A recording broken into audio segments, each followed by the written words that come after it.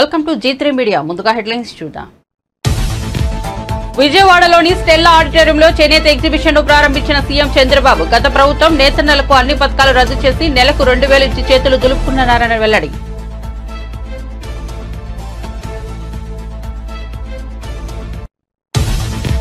తన భద్రత కుదింపుపై ఏపీ హైకోర్టులో మాజీ సీఎం జగన్ పిటిషన్. నేడు విచారణ చేపట్టిన హైకోర్టు జగన్ కు మంచి బుల్లెట్ ప్రూఫ్ వాహనం జామర్ ఇవ్వాలన్న జడ్జి.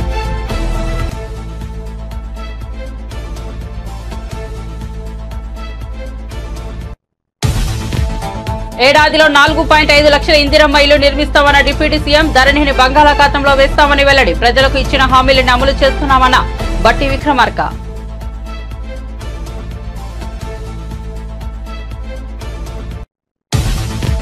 పిఠాపురంలో వైసీపీకి షాక్. రాజీనామా చేసిన పెండం దొరబాబు. నియోజకవర్గం అభివృద్ధి కోసం కూటమితో కలిసి పనిచేస్తామని వెల్లడి. ఏ పార్టీలో చేరుతారనే విషయాన్ని త్వరలో వెల్లడిస్తానన్న దొరబాబు.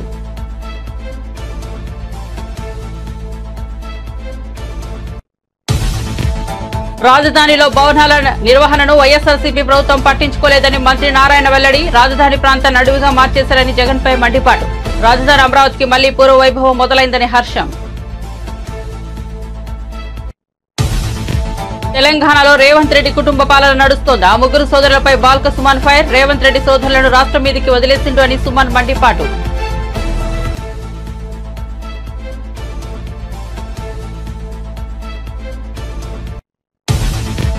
తెలంగాణలో నేడు రేపు భారీ వర్షాలు హెచ్చరించిన వాతావరణ విభాగం. ఈ మేరకు ఆయా జిల్లాలకు ఎల్లో అలర్ట్ జారీ చేసింది. బుధవారం నుంచి గురువారం వరకు పలుచోట్ల తేలికపాటి నుంచి మోస్తరు వర్షాలు కురిసే అవకాశం.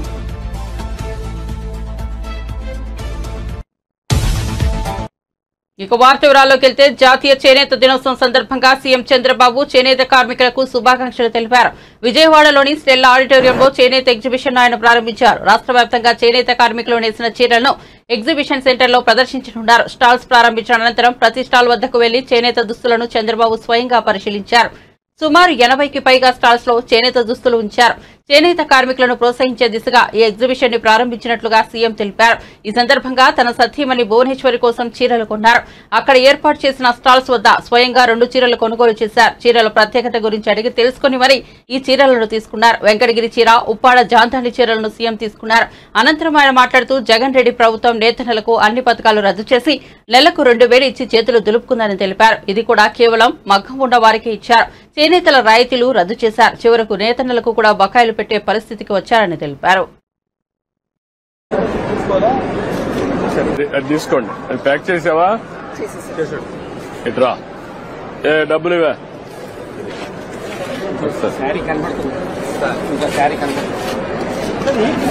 కవర్ మీద అలా పెట్టేసి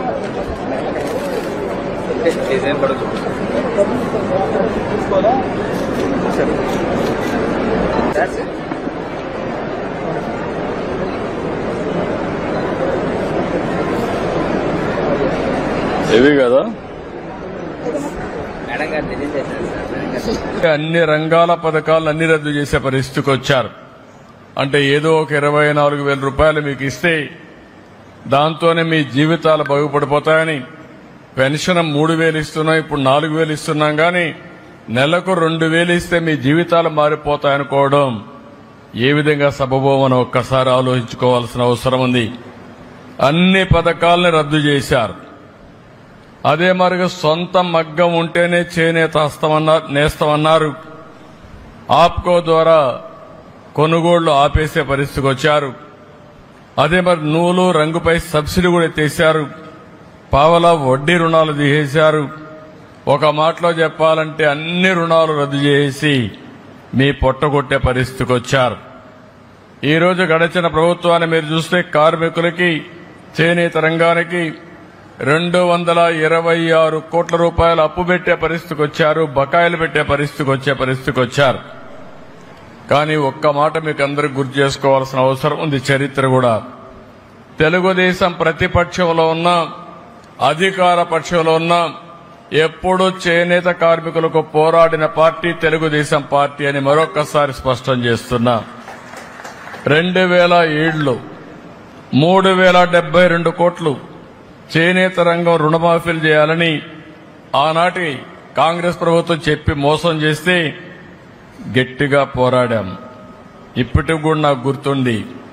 2000 మేము పోరాడిన పోరాట ఫలితంగా 2011 ఆనాటి ముఖ్యమంత్రి రోసయ్య గారు చీరాల్లో మేము వ్యతిరేకంగా ఉద్యమం చేస్తే 109 కోట్ల రూపాయలు మాఫీ చేయించాం. అది చాలదని 110 కోట్లు చేయకపోతే 2014లో అధికారంలోకి వస్తానే తన భద్రత కుదింపుపై ఏపీ హైకోర్టులో మాజీ సీఎం జగన్ పిటిషన్ వేశారు. ఈ పిటిషన్ పై ఏపీ హైకోర్టు విచారణ జరిపింది. ఈ సందర్భంగా జగన్ తరపు న్యాయవాది తన వాదన వినిపించారు. బుల్లెట్ ప్రూఫ్ వాహనం కూడా సరిగా పనిచేయడం లేదని జగన్ తరపు లాయర్ కోర్టు దృష్టికి తెచ్చారు. బుల్లెట్ ప్రూఫ్ వాహనం నిర్వహణ ఎవరిది అని జడ్జి అడగగా ఇంటెలిజెన్స్ది అని ప్రభుత్వం సమాధానమిచ్చింది. జగన్ కు మంచి బుల్లెట్ ప్రూఫ్ వాహనం జామర్ ఇవ్వచ్చు కదా అని ప్రభుత్వానికి న్యాయమూర్తి తెలిపారు. ప్రత్యామ్నాయంగా వేరే బుల్లెట్ ప్రూఫ్ వాహనం ఉందో లేదో తెలుసుకుని చెబుతామని అడ్వకేట్ జనరల్ కోర్టుకు స్పష్టం చేశారు.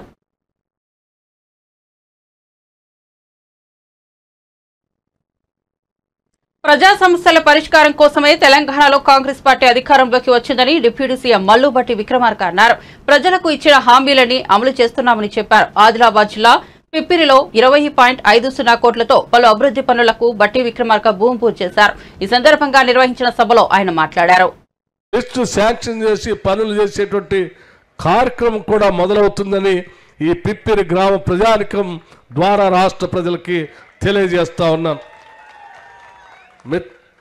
మిత్రులారా, ఎస్సీ ఎస్టీలు ఉంటే ఇంకొక ₹1,00,000 అదనంగా వారికి యాడ్ చేసి 6 లక్షల రూపాయలు కూడా ఇస్తా ఉన్నాం. ఇది మన ప్రభుత్వం, ప్రజల ప్రభుత్వం. ఇది ప్రతి రూపాయి కూడా అర్థవంతంగా ఖర్చు కావాలి, అది ప్రజలకే ఉపయోగపడాలి అనేటువంటి ఆలోచనతో ముందుకు పోతా ఉన్నాం.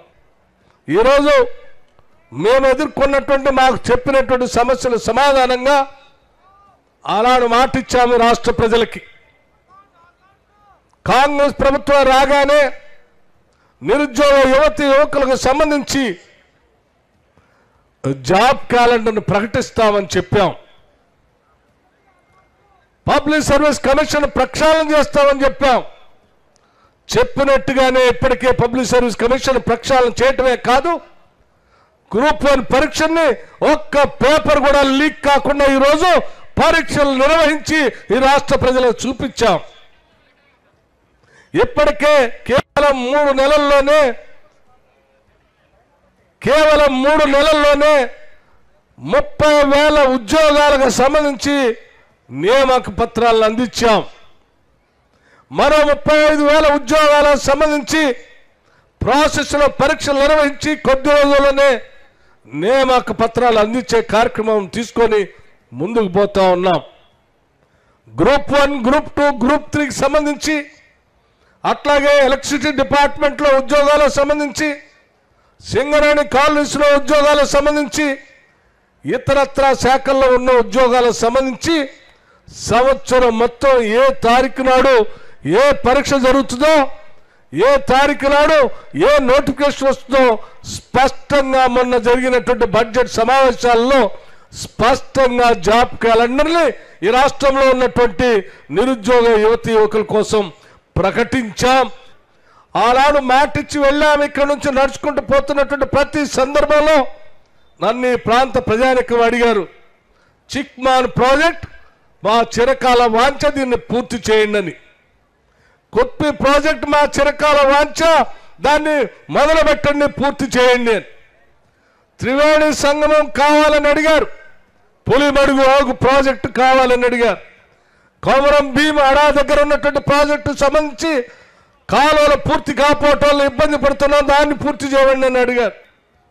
మిత్రులారా, నేను మాజీ పార్లమెంట్ సభ్యుడు వైఎస్ వివేకానందరెడ్డిని చంపిన హంతకులకు అండగా నిలిచిన వారిపై చర్యలు తీసుకోవాలని వైఎస్ సునీత కోరారు. బుధవారం హోంమంత్రి అనితను ఆమె కలిసి వినతిపత్రం అందజేశారు. ఈ సందర్భంగా తన తండ్రి హత్య కేసులో జరిగిన అన్యాయాన్ని, వివేక హత్య తదనంతర పరిణామాలను వివరించారు.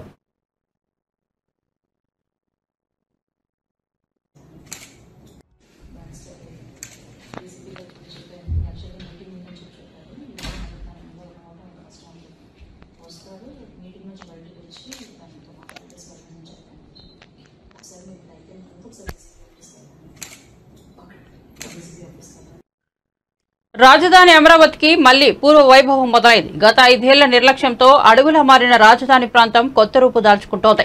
మొత్తం 24,000 ఎకరాల్లో జంగిల్ క్లియరెన్స్ పనులకు ప్రభుత్వం ప్రారంభించింది. ప్రత్యేక పూజల అనంతరం మంత్రి నారాయణ పనులు ప్రారంభించారు. నెల రోజుల్లోగా పూర్తి చేయాలనే లక్ష్యాన్ని నిర్దేశించింది. జంగిల్ క్లియరెన్స్ లో భాగంగా ముళ్ల చెట్లు పొదల తొలగింపు చేపట్టారు. మొత్తం 36 కోట్లతో ఈ పనులు చేపడుతున్నారు. ఇక్కడ రైతులు కేవలం 58 రోజుల్లో 34,000 ఎకరాలని మా ముఖ్యమంత్రి నారా చంద్రబాబు నాయుడు గారి మీద నమ్మకంతో ఇది ఒక మంచి రాజధాని అవుతుందని ఆ రోజు ఇవ్వటం జరిగింది. అయితే దానికి తగ్గట్టుగానే ఇక్కడ డిజైన్లు అన్నీ చేయటం, ఒక 41,000 కోట్ల రూపాయలకి టెండర్లు పిలిచి వర్క్స్ టేకప్ చేసాం. అయితే 2019లో ప్రభుత్వం పోవటం వల్ల గత 5 సంవత్సరాల్లో వైసీపీ ప్రభుత్వం 3 ముక్కలాట ఆడింది. విశాఖపట్నం అని, ఇక్కడ అమరావతి అని, కర్నూలు అని రకరకాలుగా ఆడి రైతుల్ని అనేకమైన ఇబ్బందులకు గురి చేసింది. అయినప్పటికీ రైతులు మనోస్థైర్యంతో ఉన్నారు. నిజంగా వాళ్ళందరినీ నేను అభినందిస్తున్నాను. అందుకని ఈ ప్రభుత్వం ఇప్పుడు రాగానే ఇమీడియట్గా దీన్ని టేకప్ చేయమని ముఖ్యమంత్రి గారు చెప్పటం. అయితే దానికి అంతకుముందు వేసిన రోడ్లు కొన్ని తవ్వేశారు, కొన్ని డోర్లు విండోస్ ఎత్తుకొని వెళ్ళిపోయారు. ఇలా అసలు ఇక్కడ కంప్లీట్గా దీన్ని ఒక అడవి చేశారు. 34 ఎకరాలు రైతుల దగ్గర తీసుకున్నాం. గ్రామ కంటాలు కావచ్చు, లేదా ప్రభుత్వ భవనాలు కావచ్చు, అన్నీ తీసుకుంటే ఇది 58,000 ఎకరాలు. ఈ 58,000 ఎకరాల్లో సుమారుగా 24 ఎకరాలు దాదాపు దట్టమైన అడవిలాగా తయారైపోయింది. మొన్న సీఎం గారు విజిట్లో యాక్చువల్గా బిల్డింగ్స్ చూస్తుంటే ఒక బిల్డింగ్ ఎక్కి చూస్తే జడ్జెస్ బంగ్లాస్ అన్ని కంప్లీట్గా కంపతో మునిగిపోయింది. అక్కడికక్కడే సీఎం గారు ఇన్స్ట్రక్షన్ ఇచ్చారు, ఇమ్మీడియట్గా కంప మొత్తం తొలగించమని. దానికి టెండర్లు ఇచ్చాము. దానికి యాక్చువల్గా ఇవాళ పని ప్రారంభించడం మొదలుపెట్టాం. ఈ పనిని 30 రోజుల్లో కంప్లీట్ చేయమని యాక్చువల్గా టెండర్లు ఇవ్వడం జరిగింది. 30 డేస్లో వాళ్ళు కంప్లీట్ చేస్తామని యాక్చువల్గా చెప్పడం జరిగింది. కంప్లీట్గా 30 డేస్లో ఈ పని పూర్తి చేస్తే first step, this is the first step. ఏదైతే బిల్డింగ్స్, రోడ్లు అప్పుడు కట్టామో గత 5 సంవత్సరాలు ఎటువంటి మెయింటెనెన్స్ కానీ దాని గురించి పట్టించుకోకుండా గత ప్రభుత్వం వైఎస్ఆర్సీ ప్రభుత్వం వదిలేస్తే దానివల్ల కంటిన్యూ చేయాలని ముఖ్యమంత్రి గారు ఆదేశించడం, దాని మీద స్టడీ చేయడానికి ఐఐటి హైదరాబాదు, ఐఐటి చెన్నై ఇద్దరికి ఇచ్చాం. వాళ్ళకు కూడా 1 మంత్ టైం ఇచ్చాము. వాళ్ళు మొన్నొచ్చి స్టడీ చేశారు. ప్రైమరీ రిపోర్ట్ త్వరలో ఇస్తారు. ఇచ్చిన తర్వాత దాని మీద కొన్ని మళ్ళీ ఇంకా టెస్టులు చేయాలన్నారు. అది చేసిన తర్వాత దాన్ని బట్టి యాక్చువల్గా ముందుకు పోవడం జరుగుతుంది. అదేవిధంగా కౌలు రైతులు ఎవరైతే ఉండారో వాళ్ళు టైం ఎక్స్టెండ్ చేయమని ఎమ్మెల్యే గారు రిక్వెస్ట్ చేశారు వాళ్ళ తరఫున. జగన్ పలావు పెట్టాడు, చంద్రబాబు బిర్యానీ పెడతారని అంతా నమ్మారని ఎన్నికల హామీలను ఉద్దేశించి వైసీపీ అధినేత మాజీ సీఎం జగన్ అన్నారు. ఇప్పుడు పలావు లేదు, బిర్యానీ లేదన్నారు. చంద్రబాబు నమ్ముకుంటే ప్రజలైనా నాయకులైనా అంతేనని అన్నారు. తాను అభ్యర్థిగా ప్రకటించిన బొత్స సత్యనారాయణకు మీరంతా అండగా నిలవాలని వైసీపీ అధినేత జగన్ కోరారు. ఉమ్మడి విశాఖ జిల్లాకు చెందిన స్థానిక సంస్థల ప్రజాప్రతినిధులతో వైఎస్ఆర్సీపీ అధ్యక్షులు వైఎస్ జగన్మోహన్ రెడ్డి బుధవారం సమావేశం నిర్వహించారు. అరకు, పాడేరు అసెంబ్లీ నియోజకవర్గాల వైఎస్ఆర్సీపీ ప్రజాప్రతినిధులతో భేటీ అయ్యారు. తెలుగుదేశం పార్టీకి సంఖ్యాబలం లేకుండా పోటీ పడుతోందని అన్నారు. తాను ఆ స్థానంలో సీఎంగా ఉంటే నైతిక విలువలు పాటించి పోటీ పెట్టబోరని అన్నారు. రాబోయే 5 ఏళ్ల పోరాటంలో మీరంతా అండగా ఉండాలని జగన్ కోరారు. తీసుకున్నారు. ఆ 23 మంది ఎమ్మెల్యేలలో ఎంతమంది టికెట్లు ఇచ్చినాడు? నాకు తెలిసి 3కి. ఆ 23 మంది ఎమ్మెల్యేలు తీసుకునేటప్పుడు ఒక్కొక్కరికి ఎంత ఇస్తామన్నాడు? ఒక్కొక్కరికి 20 కోట్లు. ఇచ్చింది ఎంత? అడ్వాన్సు. దాని తర్వాత వాళ్ళు ఆ పక్క పోయిన వాళ్ళు అందరూ అన్న మీ దగ్గరికి వచ్చేస్తామన్నా మేమంతా అని చెప్పి మళ్ళీ నాకు ఫోన్ చేసినారు. అందరూ సున్నాలు అయిపోయి ఇంట్లో కూర్చొని ఉన్నారు. ప్రతి ఒక్కరు కూడా ఈ విషయాలన్నీ గుర్తుపెట్టుకోండి.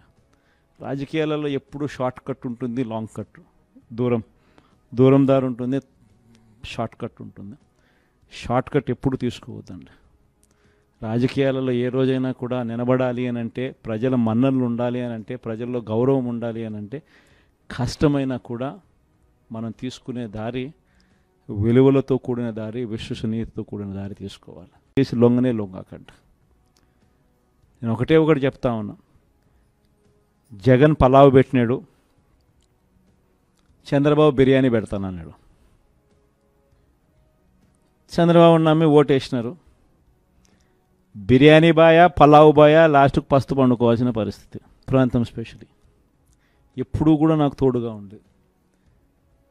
పార్టీ స్థాపించిన రోజు నుంచి మొట్టమొదటి రోజు నుంచి కూడా వెనక్కి తిరిగి చూస్తే ఎక్కడా కూడా ఈ ప్రాంతంలో మాత్రం 100% పక్క ఏది ఏ ప్రాంతం ఎటుపోయినా కానీ ఇక్కడ మాత్రం ప్రజలు మాత్రం, ఇక్కడ మాత్రం నాయకులు మాత్రం, ఇక్కడ మాత్రం ఉన్న వాళ్ళంతా మాత్రం 100% ఎప్పుడూ నాకు తోడుగానే ఉన్నారు.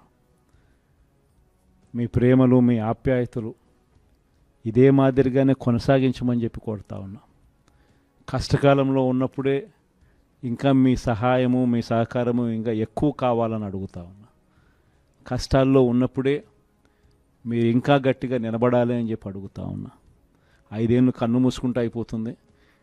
ఈ 5 ఏళ్ళ మన పోరాటంలో మీ సహాయ సహకారాలన్నీ కూడా మెండుగా ఉండాలని చెప్పి కోరుతూ బొత్స సత్యనారాయణను మన పార్టీ తరపు నుంచి మనం ఎమ్మెల్సీ అభ్యర్థిగా మనం రంగంలోకి దింపుతా ఉన్నాం.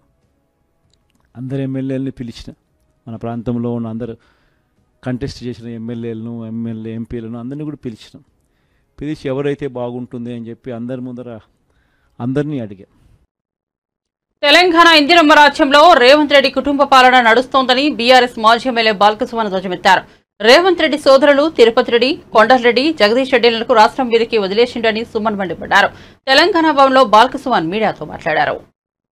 పాలన కొనసాగుతుందని చెప్పి చాలామంది ప్రజాస్వామికవాదులు కానీ ప్రజలు కానీ కొంత అనుకున్నారు వీళ్ళు చెప్పినటువంటి మాటల వల్ల. కానీ వాళ్ళ రాష్ట్రంలో ఏం నడుస్తుందంటే ఇందిరమ్మ రాజ్యంలో రేవంత్ రెడ్డి కుటుంబ పాలన నడుస్తున్నది అనేది చాలా స్పష్టంగా కనబడతా ఉంది. ముఖ్యంగా మీరు చూసినట్టయితే గతంలో మా ప్రభుత్వంపై అనేక రకాలుగా ఇష్టం వచ్చినట్టుగా కుటుంబము అని చెప్పి విమర్శలు చేసినటువంటి రేవంత్ రెడ్డి ఇవాళ మొత్తం ఆయన కుటుంబ సభ్యులను, ఆయన అన్నదమ్ములను అందరినీ కూడా తెలంగాణ రాష్ట్రం మీదకి వదిలేసిండిగా ఒక దుర్మార్గమైనటువంటి సంస్కృతికి తెరలేపిండు. మరి వీళ్ళ అన్నదమ్ములకు ఏమైనా పదవులు ఉన్నాయా, అధికారిక హోదాలు ఉన్నాయా, వీళ్ళేమైనా ప్రజాప్రతినిధులా అంటే అది కూడా ఏం కాదు. ఈ సాక్షాత్తు అసెంబ్లీ కమిటీ హాల్లో జరిగినటువంటి మీటింగ్లో స్పీకర్ గారి అధ్యక్షతన అసెంబ్లీ కమిటీ హాల్లో జరిగినటువంటి వికారాబాద్ జిల్లాకు సంబంధించినటువంటి సమీక్షా సమావేశంలో రేవంత్ రెడ్డి వాళ్ళ బ్రదర్ తిరుపతి రెడ్డి కూర్చున్నటువంటి ఈ ఫోటో మీకు చూపిస్తా ఉన్నా.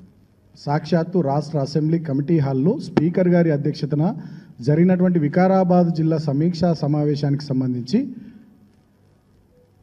ముఖ్యమంత్రి సోదరుడు ఆ మీటింగ్లో అధికారికంగా వేదిక మీద కూర్చున్నటువంటి ఫోటోను మీకు చూపిస్తూ ఉన్నా. అదేవిధంగా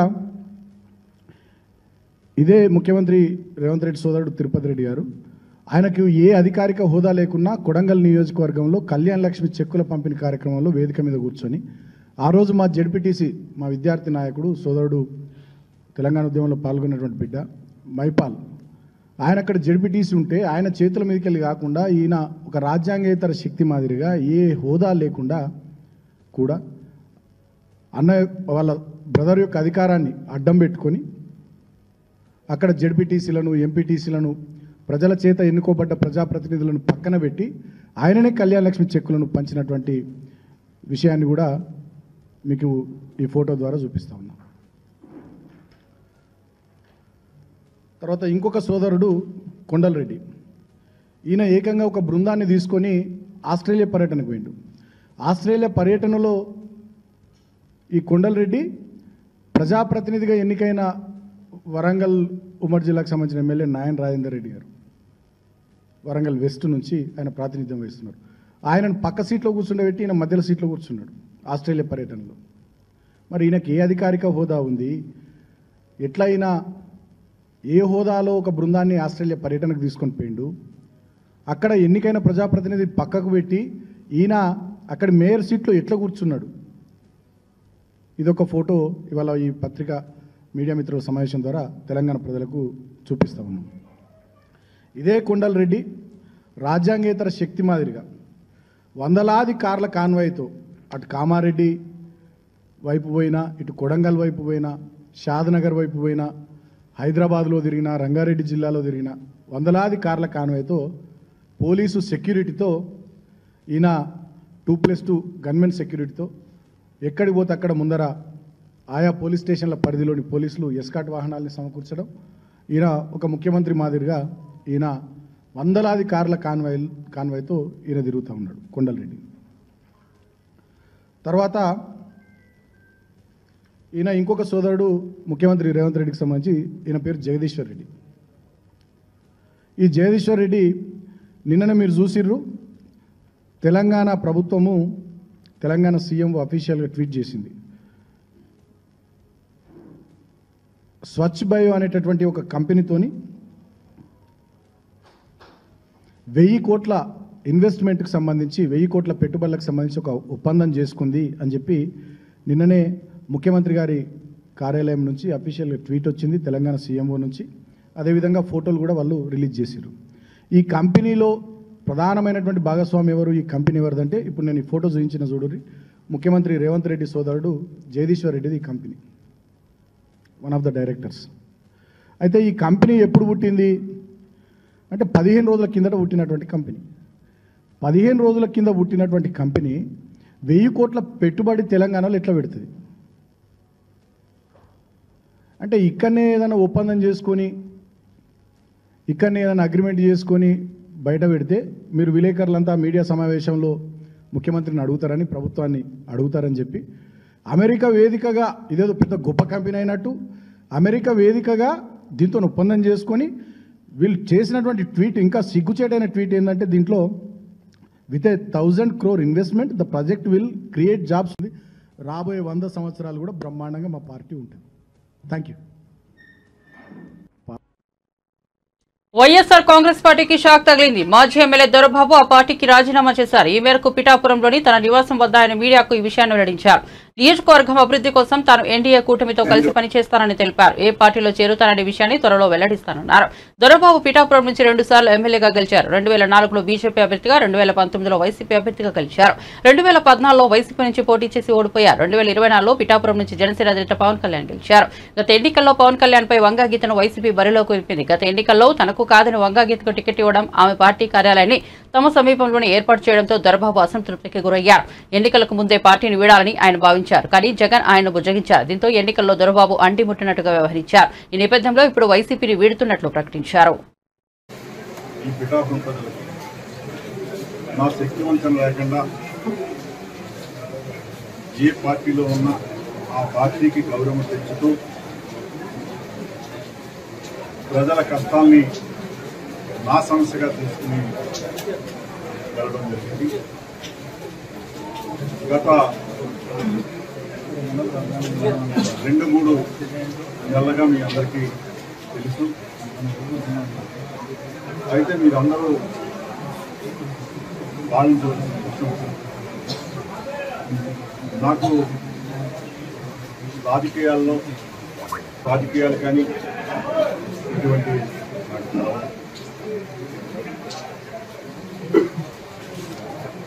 గత 4 నెలలుగా జరిగినటువంటి పరిస్థితుల్లో సమాలోచన చేసి వారందరి అభీష్టం మేరకు ఆశతోటి కానీ ఇంకో రకంగా కానీ నేను ముందుకెళ్ళడం లేదు. ఈ పిఠాపురంలోనే ఉంటాను. త్వరలో వాళ్ళందరితోటే నిర్ణయం తీసుకుని ముందుకెళ్తానని చెప్పి మీ అందరికీ కూడా పూర్ణంగా నమస్కారం చేసి, నాకు పార్టీలో 2 సార్లు టికెట్ ఇచ్చిన గౌరవం. మావోయిస్టు పార్టీలపై మరో ఏడాది నిషేధం పొడిగిస్తూ కేబినెట్ లో నిర్ణయం తీసుకున్నట్లు మంత్రి కొలుసు పార్థసారథి తెలిపారు. కేబినెట్ భేటీ అనంతరం మంత్రి మీడియాతో మాట్లాడుతూ గత ప్రభుత్వం జారీ చేసిన 217, 144 జీవోలను రద్దు చేశామన్నారు.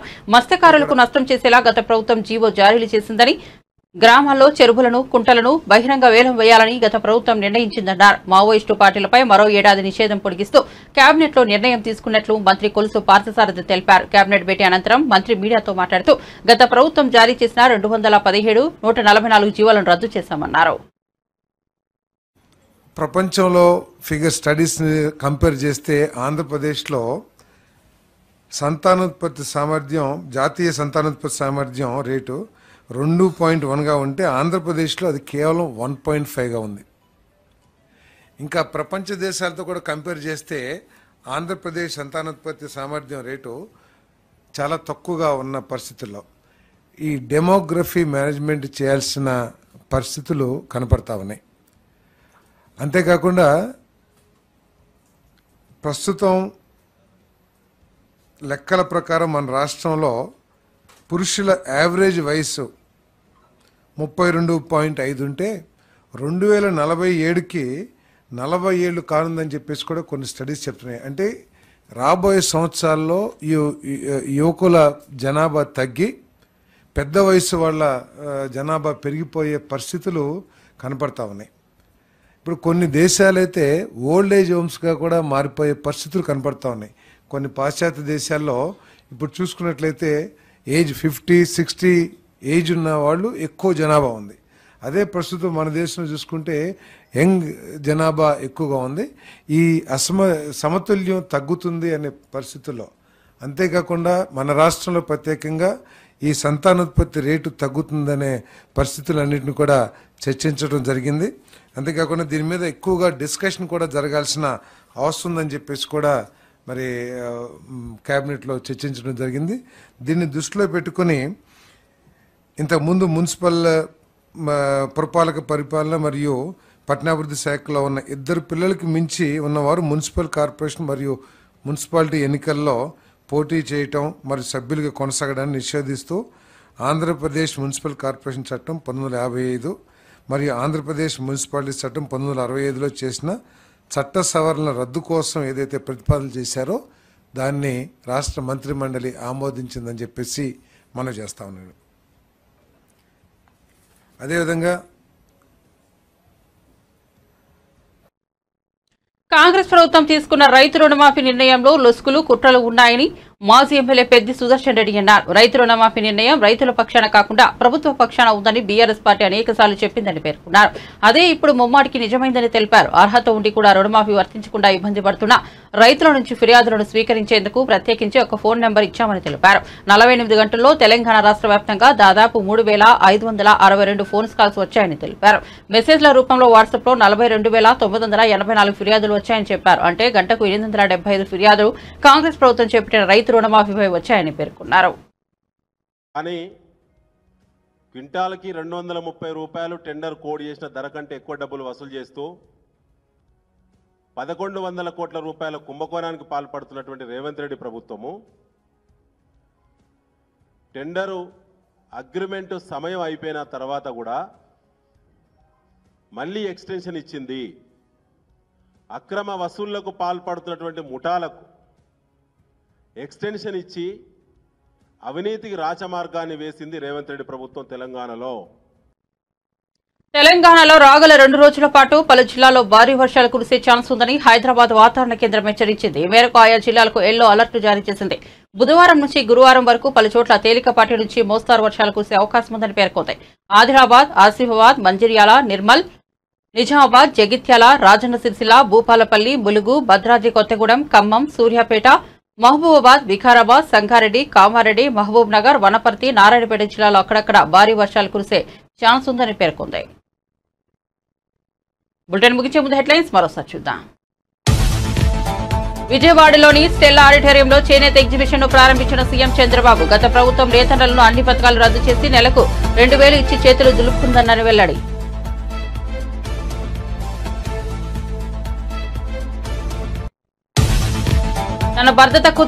తన భద్రత కుదింపుపై ఏపీ హైకోర్టులో మాజీ సీఎం జగన్ పిటిషన్. నేడు విచారణ చేపట్టిన హైకోర్టు. జగన్ కు మంచి బుల్లెట్ ప్రూఫ్ వాహనం జామరివ్వాలన్న జడ్జి.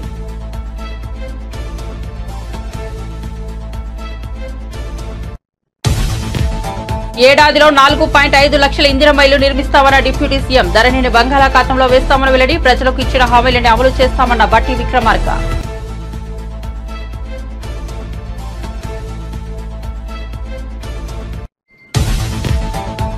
పిఠాపురంలో వైసీపీకి షాక్. రాజీనామా చేసిన పెండం దొరబాబు. నియోజకవర్గం అభివృద్ధి కోసం కూటమితో కలిసి పనిచేస్తానని వెల్లడి. ఏ పార్టీలో చేరుతాననే విషయాన్ని త్వరలో వెల్లడిస్తానన్న దొరబాబు.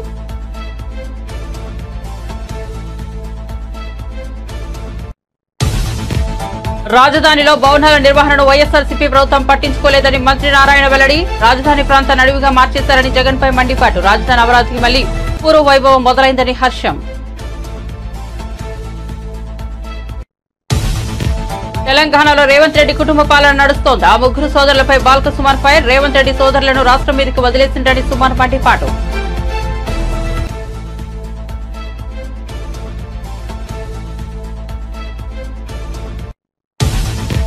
తెలంగాణలో నేడు రేపు భారీ వర్షాలు హెచ్చరించిన వాతావరణ విభాగం. ఈ మేరకు ఆయా జిల్లాలకు ఎల్లో అలర్ట్ జారీ చేసిన వైనం. బుధవారం నుంచి గురువారం వరకు పలు చోట్ల తేలికపాటి నుంచి మోస్తారు వర్షాలు కురిసే అవకాశం ఉందని వెల్లడి.